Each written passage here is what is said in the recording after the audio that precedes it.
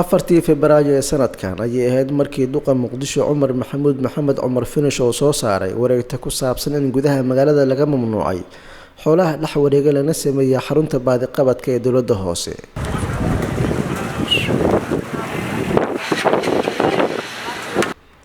waxay ka dambeeyay wareegtada duqa Muqdisho waxaa magaalada ka soconaya howlgal ay wadaan ciidanka ilaalinta deegaanka Xamar. Generaal Cabdi Naasir Maxamuud Qarsho oo ah taliyaha ciidanka ilaalinta deegaanka Xamar ayaa inoo sheegay in shaqo ay ka wadaan xoolaha dhex wareega caasimadda kadib amarkii duqa Muqdisho. habeen hore 12 saac ay bilaabatay 129 qof meel laga soo qabtay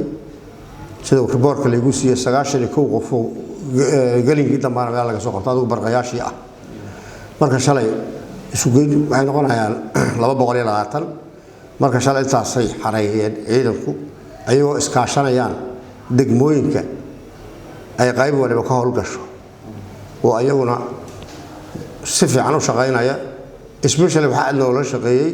ciidanka hadda shaqeynaya anaguna qayb xoog galay oo shaqada xoog la qabto qaybta wali wacde oo ka kooban degmooyinka hodan iyo howlwadaag iyo waabari iyo xamar jajab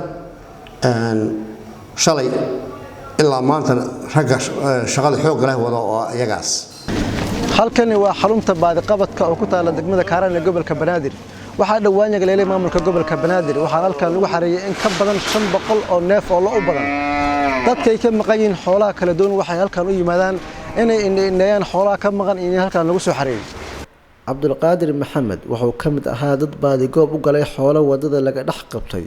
waxaan kula kulanay xarunta baadiqabadka ee dhawaan la yagleelay. halkan waxaan u imiday xoolo oo dad diriskeen ka maqnaay ayaan soo daba kacnay haatan intaan ugu imaanay waxaan hadda diyaar u nahay in ganaaxii aan iska bixino xoolihiina aan wadano sidaas awgeed aan ugu imaanay kulli xoolo kale oo dad kale ay leeyihiin way ku jiraan wali aan la soo daba kicin iyo dad hadda waxa jira oo barnaamijka fadhiyo si ay ganaax u dhiibaan ay kuna lagu wareejiyo xoolaha والله كل قفتي حولها حنا نسوي سو كل جناح عصي قادني عم بحولها هو ماشي كجر كل ولا سعتها dowladda hoose ee Xamar waxay tani u aragtaa fursad lagu nadiifin karo caasimadda sidoo kalena ay caafimaad iyo xanaano ay ku heli karaan xoolaha maadaama ay wax kasta u nugul yihiin haddii magaalada lagu sii daayo magaaladii nadaafadeedii oo qayb ah iyo naftii xoolaha oo la xanaanaynayo si aanay waxyaabo aan loogu talagalay aysan u cunin taas loogu talagalay soo amarka uu bixiyo duq saas waa horta dadka xaafadaha waa jirta waan haysan jiray qofku guriga uu degan yahay xira inuu ku auto loodiisu ku xafito waxna ku siiso cuntana ku siisto asaguna uu ku nacfiyaa loogu talagalay looguma talagalin baadiye ma joogaan magaalada joogaan caasimadda dalka marka in lagu sii daayo oo magaalada lo iyo guri isku mid noqdaan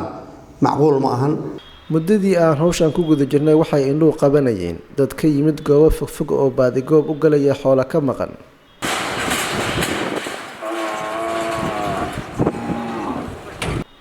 محمد حسين تلفزيون RTN مقدشو.